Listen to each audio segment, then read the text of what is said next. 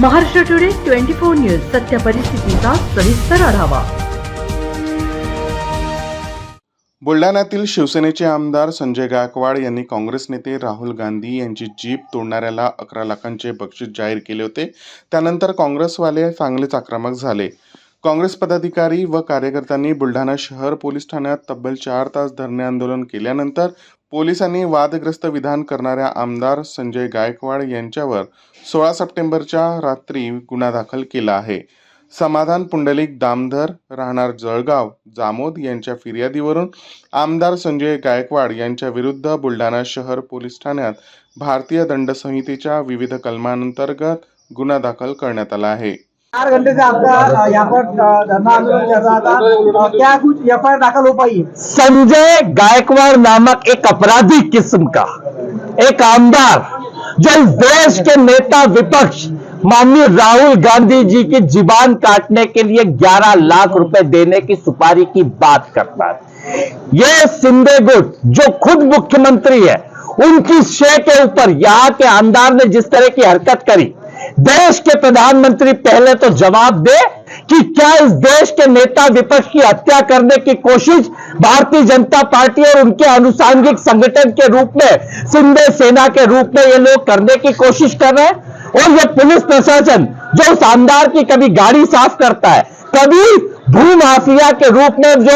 जहां की जमीनों के ऊपर कब्जा करने का काम, गरीबों के खिलाफ डकैती करने का काम, हत्या के प्रयास के कई आपराधिक मामले मुकदमे दर्ज है, उसको प्रशासन कहीं ना कहीं सुरक्षा मुहैया कराने का काम करता है। आज देश के नेता के खिलाफ कितना बड़ा बयान दिया जाता है, उनको धमकी दी जाती है और एफआईआर करने के लिए 4 घंटे लगते हैं। हमने सीधी एफआईआर दर्ज कराई है, इसकी गिरफ्तारी होना चाहिए और ये बताए देश के प्रधानमंत्री और यहाँ के मुख्यमंत्री क्या महाराष्ट्र के अंदर और 2 दिन बाद यहाँ के महापुरुषों की मूर्तियों का इनॉग्रेशन करने वाले हैं और क्या उनके विचारों को कभी मानेंगे? महात्मा गांधी का वो विचार जो प्रेम का विचार था, जिन्होंने कभी दूसरों से भी नफरत नहीं करी, बाबा साहब अम्बेडकर जिनके सिद्धांतों को महाराष्ट्र माना करता है, ज्योतिबा फूले साहब के सिद्धांतों को माना करता है, उस सिद्धांत को छोड़ के जो गोडसेवादी विचारधारा है, जिसने महात्मा गांधी की हत्या करी,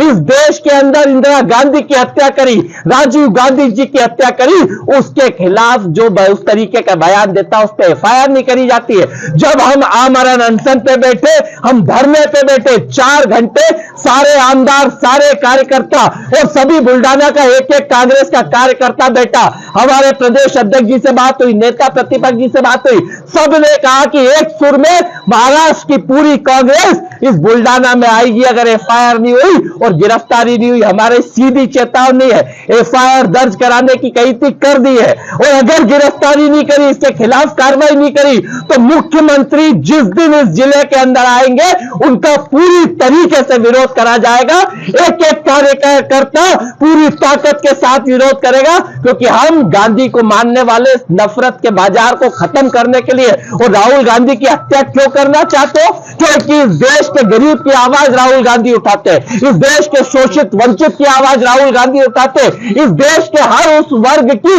जिसको जरूरत है उसकी आवाज राहुल गांधी उठाते हैं, और चंद उद्योगपतियों को जिनको संरक्षण देने का काम ये बीजेपी की सरकार करती है, और ये 50 खोखे में बिका हुआ विधायक हत्या की बात करता है, इसके खिलाफ इसका जवाब जनता भी देगी और कांग्रेस का कार्यकर्ता भी। किन धाराओं के तहत अपराध दर्ज हुआ है? यहाँ पे 351, 352 और 192 के तहत यहाँ पे एफआईआर दर्ज हुई है, क्योंकि इन्होंने एक तो धमकी देने का काम करा, दूसरा अमेरिका के बयान के ऊपर झूठ बोलने का भ्रामक प्रचार करने का काम करा, और ये आज महाराष्ट्र की सरकार का प्रशासन भी मान चुका है कि ये विधायक जो बीजेपी से सेना से मिला हुआ है, भ्रामक जानकारी पहुंचा रहा है, और इसी की एफआईआर इस प्रशासन ने करी है कि ये कहीं ना कहीं जिस तरह की भ्रामक जानकारी दे रहे, इसके खिलाफ एफआईआर करी। आप समझ सकते हैं कि प्रशासन भी मान चुका है कि ऐसे लोग झूठ बोलते, हत्या कराने की कोशिश करते और ऐसों के खिलाफ सख्त कार्रवाई होनी चाहिए। सीधे कहा है, अगर गिरफ्तारी नहीं करी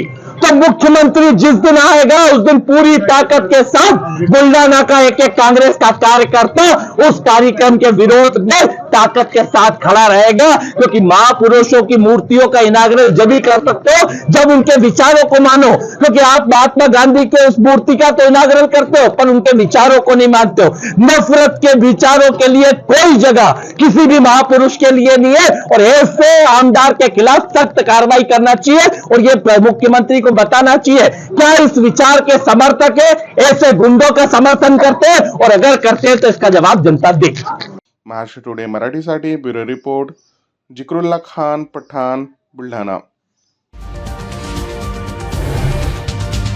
आजच महाराष्ट्र टुडे 24 न्यूजला सबस्क्राईब करा आणि सत्य परिस्थितीचा सविस्तर आढावा पहा।